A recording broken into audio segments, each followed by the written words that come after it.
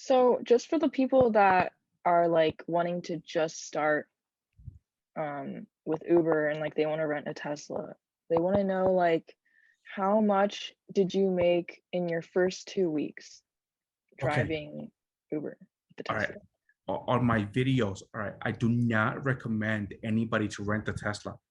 The reason why I got into the Tesla in the first place, it was because I lost my car. I did a Nissan Sentra, and the Nissan Sentra was costing me about 2,500.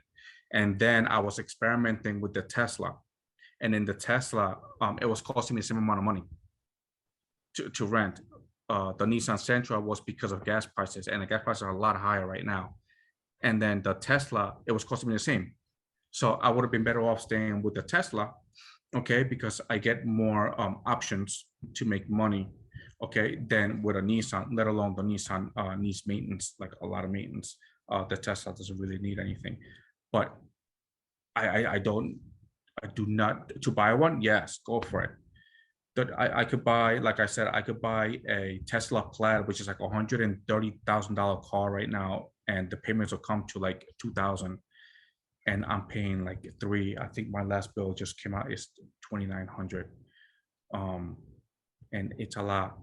It's a lot. But now I can't get off the Tesla because on my damn YouTube channel, so everybody's renting the Teslas because they know that they can make the money. It's like, yeah, you can make the money, but you need to work it, you know. Okay.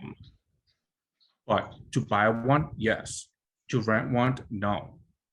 I've been trying to get out of this Tesla for a couple of months now, and it's a bit of a pain because there's none. There is none. The same people that are renting all the cars from Tesla are the same people that follow me on my YouTube channel. At least, Okay.